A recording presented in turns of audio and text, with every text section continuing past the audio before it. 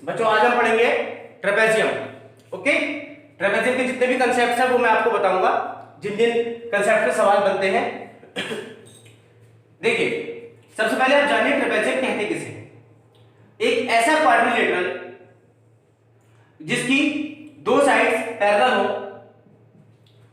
और दो sides non parallel हो, उसको ट्रेपेजियम कहते हैं। इसका नाम रख लेते हैं ABCD। क्लियर? अब अगर मुझे इसका एरिया निकालना होता है तो उसका फॉर्मूला क्या होता है बच्चों? ये परपेंडिकुलर ड्रॉ किया मैंने यहां पर और ये है इसकी हाइट। क्लियर? तो इसका एरिया का फॉर्मूला होता है हाफ इंटू हाइट और sum of parallel sides AB plus BC। ये इसका एरिया है। ठीक है, और क्या क्या बातें होती है बेटा? एक और ट्रेपेजियम बना लेते हैं। बस कंडीशन ये है कि ये लाइन और ये लाइन पैरेलल होनी चाहिए। इस एंगल और इस एंगल का सम 180 होता है, इस एंगल और इस एंगल का सम 180 होता है। क्लियर? यानी कि मैं कह सकता हूं, अगर मैं इसको नाम ABCD दे दूं तो angle A plus angle D बराबर 180, क्योंकि ये दोनों लाइन पैरेलल है, और angle C plus angle B is equal to 180। Clear? और किसी भी क्वाड्रिलेटरल के चारों एंगल का सम 360 होता है। तो ये बात भी संतुष्ट हो रही है यहां पर। आगे देखिए, ये एरिया की बात हो गई बेटा। अगर मुझे इसका पेरीमीटर निकालना हो तो मैं चारों साइड्स को ऐड कर दूंगा। मान लीजिए ये साइड A है, ये B है, ये C है और ये D है, और मुझे इसका पेरीमीटर निकालना हो तो A plus B plus C plus D। Clear? तो कोई बड़ी बात नहीं थी। बड़ी बात अब आएगी। देखिए, ये एक ट्रेपेजियम है और ये इसके डायगोनल्स, ये ऊपर इंटरसेक्ट कर रहे हैं। ठीक है, ABCD ऊपर इंटरसेक्ट कर रहे हैं। ठीक है बेटा? तो आप मुझे बताइए, ये दोनों लाइन पैरेलल है तो ये वाला एंगल और ये वाला एंगल कैसे एंगल हो जाएंगे? कैसे एंगल हो जाएंगे? ये अल्टरनेट एंगल्स, क्योंकि ये दो लाइन पैरेलल है। मैं आपको बता देता हूं, अगर दो लाइन पैरेलल हो और इस तरीके से लाइन काट रही हो तो ये वाला एंगल बराबर होता है इस एंगल के, है ना? ऐसी कंडीशन बन रही है, और उसी तरीके से ये वाला एंगल बराबर हो जाएगा इस एंगल के। क्लियर? अब देखिए, जब दो एंगल इस ट्रायंगल के और दो एंगल इस ट्रायंगल के इक्वल हो गए तो ये दोनों ट्रायंगल कैसे हो गए बच्चों? सिमिलर। ओके, तो ट्रायंगल DOC सिमिलर है ट्रायंगल BOA। अब आप देख लीजिए, इस तरीके से जब मैं इसमें सिमिलैरिटी लगाता हूं तो जो रिजल्ट मुझे मिलता है वो मैं आपको डायरेक्ट लिख के बता देता हूं। AO into OD, AO into OD is equal to होता है OB इंटू OC। बहुत ही इंपॉर्टेंट रिजल्ट है ये।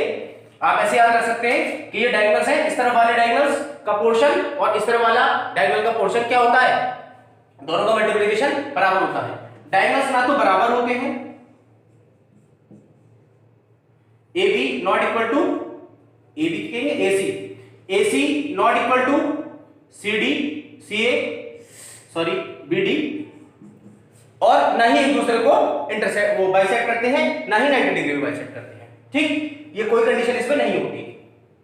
एक बात मैं आपको और बता देता हूं, अगर आप निकालना चाहते हैं AC का स्क्वायर प्लस BD का स्क्वायर तो इसके लिए आप कर सकते हैं, ये जो इनकी नॉन पैरेलल साइड्स हैं, AD square plus CB square plus 2 into parallel sides DC into AB। Clear? ये बहुत जरूरी फॉर्मूला है, आजकल सवाल इन्हीं पर आ रहे हैं।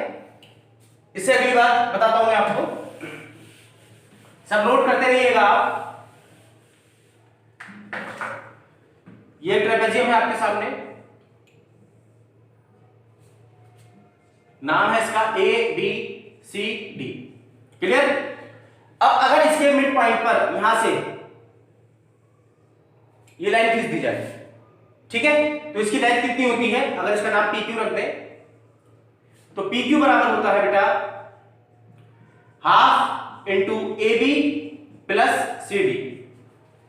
क्लियर, ये जो पैरेलल साइड्स हैं CD और AB इनको जोड़िए और हाफ कर दीजिए तो इस मिड पॉइंट पे को मिलाने वाली लाइन जो है उसकी डिस्टेंस आ जाएगी। क्लियर, और ये इसके पैरेलल भी है। देखिए मैं आपको यहां से दिखा देता हूं, ये आपने डायगोनल खींच दिया। क्लियर, अगर ये इसका मिड पॉइंट है और इसके पैरेलल ये लाइन खींची गई है तब क्या होगा, मिड पॉइंट थ्योरम से ये लाइन और ये लाइन पैरेलल है तो यहां पर मिड पॉइंट पर मिलेगी। अब इधर से देख लीजिए, अगर ये मिड पॉइंट पर है तो ये इसके पैरेलल होगी। ठीक है, मिड पॉइंट थ्योरम से ये मिड पॉइंट पर है तो ये मिड पॉइंट पर ही मिलेगी क्योंकि इसके पैरेलल खींची गई है। तो इस तरीके से हम AB plus CD upon 2 is equal to PQ बता सकते हैं। मिड पॉइंट थ्योरम पता होना इसके लिए जरूरी है। कोई बात नहीं, अगर ये बात समझ में नहीं भी आई है तो आप इस फॉर्मूले को यूज कीजिए, सिर्फ फॉर्मूले से आपका काम हो जाएगा। एक और बात बताता हूं मैं आपको, ये बात आपने डेफिनेटली नहीं पढ़ी होगी जो मैं बताने जा रहा हूं। देखिए ये इसके डायगोनल्स है बेटा, डायगोनल्स मान लीजिए। ठीक, अगर ये डायगोनल्स के मिड पॉइंट्स को मिला दिया जाए, मतलब ये डायगोनल है A B C और D, AC डायगोनल है और BD डायगोनल है, और ये P और Q क्या है, AC और BD के मिड पॉइंट्स हैं। तो PQ की जो लेंथ होती है वो होती है half AB minus DC। AB क्या है, बड़ी वाली पैरेलल साइड, और DC क्या है, छोटी वाली पैरेलल साइड। नाम से कोई फर्क नहीं पड़ने वाला। क्लियर बच्चों, इस तरीके से आप किसी भी ट्रेपेजियम का कोई भी कंसेप्ट, इसके अलावा आपके सामने कोई कंसेप्ट आने वाला नहीं है। एक बात आती है आइसोसेलेस ट्रेपेजियम की, समद्विबाहु ट्रेपेजियम, या इसको बोलते हैं समलंब चतुर्भुज। देखिए समद्विबाहु समलंब चतुर्भुज में क्या खास बात होती है, इसमें ये लाइन इसके पैरेलल तो है ही है, ये साइड इसके इक्वल होती है। ठीक है, यानी कि मैं ये कह रहा हूं AB CD, अब इसमें AD बराबर है BC के, AD बराबर है BC के, और दोनों डायगोनल इसके बराबर होते हैं। कौन कौन से, AC बराबर हो जाएगा BD के, दोनों डायगोनल्स बराबर होते हैं।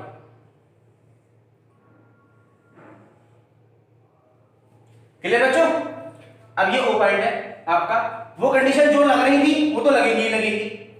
अब अगर मैं इसमें एक और आइसोसेलेस ट्रेपेजियम बना लेता हूं, अगर मैं इसमें यहां से परपेंडिकुलर डाल दूं और यहां से परपेंडिकुलर डाल दूं, क्लियर, तो आप समझिए अगर ये 5 है और ये नीचे वाली 12 है, ठीक, 12 नहीं 13 ले लेते, 13 है, तो ये तो 5 होगी क्योंकि मैंने यहां से परपेंडिकुलर डाला है, ये बराबर है दोनों। अब 13 में से बचा कितना, 8, तो 4 ये और 4 ये, क्योंकि ये दोनों एंगल आपस में बराबर है और ये दोनों हाइट भी बराबर होती है। ठीक है बेटा, तो ये होता है आपका आइसोसेलेस ट्रेपेजियम। इसमें भी सारी कंडीशंस वही लगती हैं जो पहले वाले में लग रही थी, बस एक खास बात ये होती है कि आइसोसेलेस ट्रेपेजियम हमेशा साइक्लिक होता है। साइक्लिक का मतलब समझते हैं, चलिए ये बात बताते हैं आपको।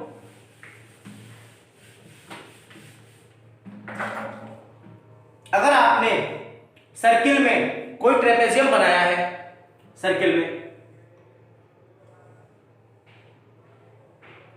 इस तरीके से, ठीक, और थोड़ा साफ फिगर बना देते हैं, शायद ये क्लियर नहीं हो रहा होगा, 1 मिनट। अब ठीक है, अगर आपने सर्किल में कोई ट्रेपेजियम बनाया तो वो ट्रेपेजियम आइसोसेलेस होगा ही होगा, या फिर उल्टा कह लीजिए इस बात को, अगर आपने आइसोसेलेस ट्रेपेजियम बनाया है तो वो साइक्लिक होगा ही होगा। साइक्लिक क्वाड्रिलेटरल उस क्वाड्रिलेटरल को कहते हैं जिसके चारों वर्टेक्स एक सर्किल पर हो, सर्किल की सर्कमफेरेंस पर हो। क्लियर, अब जब ये साइक्लिक क्वाड्रिलेटरल बन गया तो इसमें सारी की सारी साइक्लिक क्वाड्रिलेटरल की प्रॉपर्टी भी लगेगी। ठीक, क्या प्रॉपर्टी लगेगी, एक तो आमने सामने के कोण कितने होंगे, 180, इनका सम 180 होगा। यानी कि अगर इसका नाम ए बी सी डी रख दिया जाए, ठीक है, तो हमारे पास होगा angle A equal to angle C, sorry angle A plus angle C is equal to 180 और angle B plus angle D, इनका सम कितना होता है 180 होता है। और इन दोनों का sum angle A plus angle D ये पहले से ही 180 था, पहले से 180 था। तो यानी कि अब आपने ये जाना कि अगर मैं इन दोनों को a प्लस सी और a प्लस डी दोनों 180 के बराबर है, दोनों को इक्वेट कर दूं, angle a plus angle d बराबर हो गया angle a plus angle c के। तो a से a कैंसिल हो गया और एंगल d बराबर आ गया एंगल c के। यानी कि ये दोनों एंगल भी आपस में बराबर हैं, ये तो बराबर है ही है, ऊपर वाले भी बराबर। क्लियर? ये नई ऑब्जर्वेशन आपके सामने रखी हुई है आइसोसेलेस ट्रेपेजियम को लेकर। एरिया इसका भी वैसे ही निकाल सकते हैं। अच्छा, और क्या चीजें पूछ सकता है वो? बस ये चीजें हैं, मैं आपको दो चार सवाल बताता हूं इससे जुड़े हुए जो कि प्रीवियस ईयर में आ चुके हैं या आने की उम्मीद है। Okay, 1 minute. देखिए बच्चों, यह सवाल आपके सामने, दो पैरेलल साइड्स के बीच की दूरी आपको 60 दे रखी है, एक पैरेलल साइड 40 है और दूसरी पैरेलल साइड 130 है और आपसे पूछा जा रहा है एरिया बताइए। ठीक, तो एरिया का फॉर्मूला अभी मैंने आपको बताया था 1/2h और ये AB plus CD sum of parallel sides. ठीक है, तो 1/2 हाइट कितनी है बच्चों 60 और AB प्लस CD 140, 130 और 40 को ऐड कर दीजिए, इसको 2 से कैंसिल आउट कर ले 30 और ये आया आपके पास 170 इंटू 30, 17 3 जा 51 और आंसर हो गया 5100 सेंटीमीटर स्क्वायर। क्लियर? इस तरीके के सवाल आपसे पूछे जाते हैं ट्रेपेजियम में जुड़े हुए। ठीक, अगला क्वेश्चन लेते हैं। देखिए बेटा, अगला सवाल आपका ये है, हाइट आपसे पूछी है, h नहीं दी है इस बार, ये 6 मीटर है और ये 10 मीटर और एरिया दे रखा है 640 मीटर स्क्वायर। तो आपको h कैलकुलेट करनी है इसमें, तो क्या करेंगे, सिंपल फार्मूला लगाएंगे 640 area is equal to half into height और ये दोनों पैरेलल साइड्स। क्लियर? अब आप क्या कर सकते हैं, ये आ रहा है आपके पास h/2 इंटू में 16 और यहां आ गया आपके पास 640, इसको 2 से कैंसिल आउट करेंगे 8 आ जाएगा और h की वैल्यू आ गई आपके पास 80 मीटर। समझते हैं? क्लियर? इस तरीके के सवाल आपसे पूछे जाते हैं और मैं कुछ सवाल करा रहा हूं आपको अच्छे वेट। देखिए बच्चों, ये सवाल है आपके सामने, कितना बढ़िया सवाल है, इसमें आपको एरिया फाइंड करना है। क्लियर? तो एरिया कैसे फाइंड करेंगे इसका देखते हैं। आप मुझे बताइए, ये 15 दे रखी है, यहां से परपेंडिकुलर डाल रखा है और ये 8 है।